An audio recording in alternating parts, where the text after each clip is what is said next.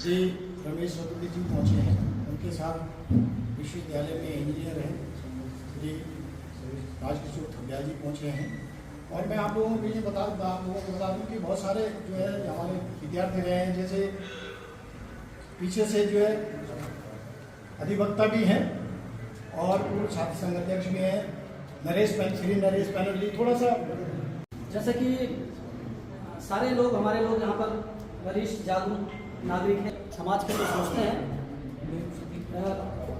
जो आज ये जो बैठक यहाँ पर रखी गई है, क्योंकि हम लोग तमाम तरीके की यूनिट में इकाइयों में अपनी अपनी लड़ाइयाँ लड़ते हैं।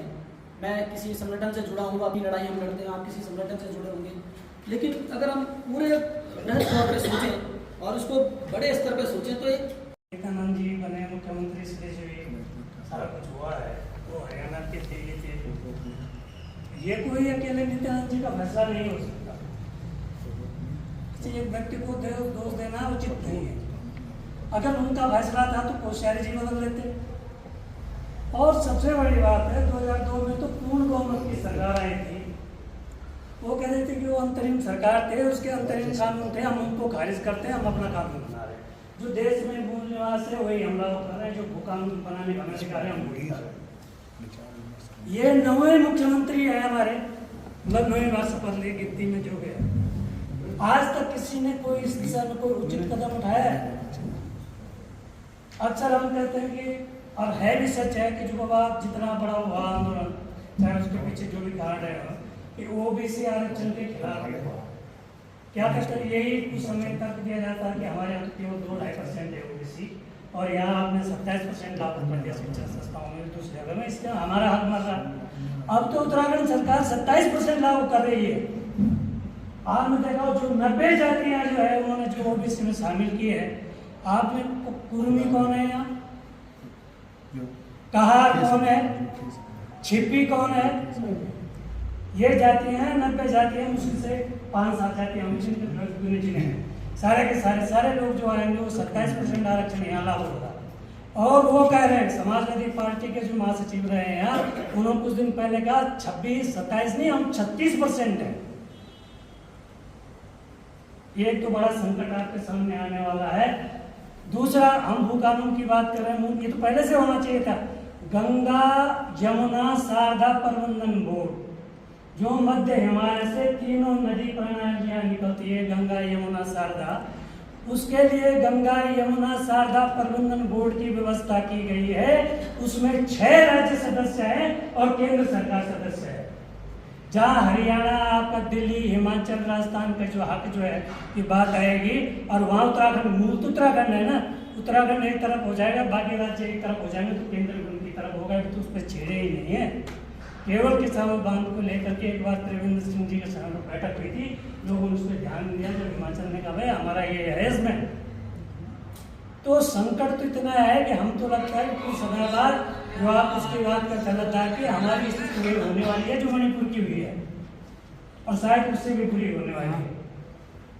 और उसका सबसे बड़ा कारण यह है जो हम कह रहे हैं, कल को फिर हमको बच जाना है। वोट की सबसे बड़ी ताकत होती है। राजनीतिक दल अगर किसी चीज से डरता है तो वो वोट से डरता है, ना आंदोलन से डरता है, ना हिंसा से डरता है। वो वोट से डरता है, जिस दिन उसको लगेगा हमें वोट की चोट पड़ने वाली है, उस दिन वो आपकी बात करेगा। अन्यथा क्या होगा, वो जो जानते हैं क्या होगा, आज ये आ जाएंगे, कल वो आ जाएंगे, नीतियां बदलेगी। इसलिए संगठित होने की बात है। आंदोलन का भी तभी जो है उसका कोई निष्कर्ष निकलेगा, अन्यथा नहीं निकलेगा। इसलिए व्यापक विचार विमर्श की जरूरत है। और अभी जो आप देख रहे हैं नगर पालिकाओं में जो इस समय हालांकि उनका राजनीतिक कारण भी रहा है कि उससे जो है भाजपा सरकार को, हमारी भाजपा से पार्टी से नहीं, उनको 1-2 महीने का टाइम और मिल गया अक्टूबर में। लेकिन एक चीज जो उनकी सबसे बुनियादी बात जो की, वो मूल निवास वाला जो उन्होंने कहा ना कि ओबीसी की भी गणना हो तो केवल उसमें अनिवार्य रूप से मूल निवास जो है उसमें शामिल किया जाना चाहिए, क्योंकि सबसे बड़ा खतरा निकट समय पर अगर कोई मंडरा रहा है एक बार अगर जो है चाहे चुनाव के दौरान जो है उसी को लेकर के अगर जनगणना मतगणना जो भी होती है, अगर मूल निवास में उन्होंने जाति ओबीसी को शामिल कर दिया तो उसके बाद लड़ाई के लिए कोई गुंजाइश नहीं बच रही है। इसलिए इस चुनाव से पहले कुछ न कुछ जो है इतना कुछ होना चाहिए कि सरकार को एक बार सोचना पड़े कि पूरे उत्तराखंड में हमें चोट पड़ने वाली। धन्यवाद। और मीटिंग बनाई है भूकंप के संदर्भ में। मुझे ऐसा महसूस होता है कि जब ये उत्तराखंड बना था तो अपनी विशेष संस्कृति क्षेत्र के कारण उत्तराखंड जब बना उस टाइम जो बुद्धिजीवी लोग थे उनके मन में एक सवाल था कि ये उत्तराखंड का जो भूभाग है ये भूमाफियों के चंगुल में फंस जाए, और इसके लोगों की मांग थी कि भूभाग बनना चाहिए। तो जब भूमाफिया से भी एक दो तरह की राय निकल जाती है। जब मैं बैठता हूँ कहीं पे, एक भूमाफिया जिसे हम भारी भक्ति कहते हैं कि बात ना खरीदें, और एक भूमाफिया वो भी जो यहाँ पे भी है।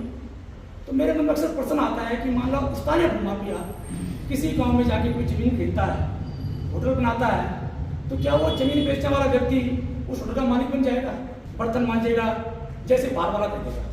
तो हमें स्पष्ट होना चाहिए कि भू कानून में किस तरह से हम भूमाफिया से बचाएं। वो भूमाफिया कोई भी हो सकता है। दूसरी बात मान्य पहले तो मैं आपका धन्यवाद अदा करना चाहूँगा कि जो आप हमारी इस बैठक में आए। ये भू कानून की आवश्यकता इसलिए पड़ गई है कि जब से उत्तराखंड बना है जितने भी सरकारें बनी हुई किसी ने भी इस तरफ ध्यान नहीं दिया। आप ही देखिए कि हमारा सारा पहाड़ बिक चुका है। ये पहाड़ को बचाने के लिए इसकी आवश्यकता, बहुत सशक्त भू कानून बनाने की आवश्यकता है। इसीलिए हमने अभी छोटी सी पहल की है, आगे भी हो कि बहुत संघर्ष किया जाएगा। और मैं आपके माध्यम से सरकार को ये भी बताना चाहता हूँ कि अगर 9 नवंबर तक भू कानून नहीं बैठा तो मैं आमरण अनशन पे बैठूँगा, यहीं टीवी में किसी भी जगह पर। उत्तराखंड संघर्ष समिति के द्वारा आज यहाँ पर भू कानून को लेकर एक मीटिंग आहूत की गई है, और जिसमें सबने मिलकर तय किया है कि अगर 9 नवंबर तक हमारी मांग पूरी नहीं होती है, उत्तराखंड में भू कानून नहीं बनता है, तो श्रीमान राकेश भवन गोदयाल जी जो कि संघर्ष समिति के जिलाध्यक्ष भी है, वहाँ पर आंदोलन में आमरण अनशन पर बैठेंगे और संपूर्ण जिले का युवाओं का, अभिभावकों सभी का उनका समर्थन होगा और उनके साथ बढ़ चढ़कर ये लड़ाई में भागीदारी करेंगे। देखिए जी, आज क्या बैठक है इसमें? आज जो है यहाँ पर श्री गोदयाल जी द्वारा भू कानून तथा मूल निवास के संबंध में एक आम बैठक बुलाई गई है, जिसमें सभी लोग अपने अपने विचार प्रकट कर रहे हैं। और मैं स्वर्गीय श्री इंद्रमणि बडोनी जी मंच का संयोजक होने के नाते श्री गोदयाल जी को ये आश्वासन देता हूँ कि जो भी कदम उन्होंने उठाया है ये पहाड़ के हित में है। मूल निवास तथा भू कानून बनना चाहिए, तभी यहाँ पहाड़ का क्षेत्र सुरक्षित रह सकता है। और जैसे उन्होंने घोषणा की है कि 9 नवंबर से वो इस कार्यक्रम का भूगताल में बैठेंगे, तो यदि ऐसा कदम भी लिया जाता है तो हमारा पूरा समर्थन उनको रहेगा, यही मैं कहना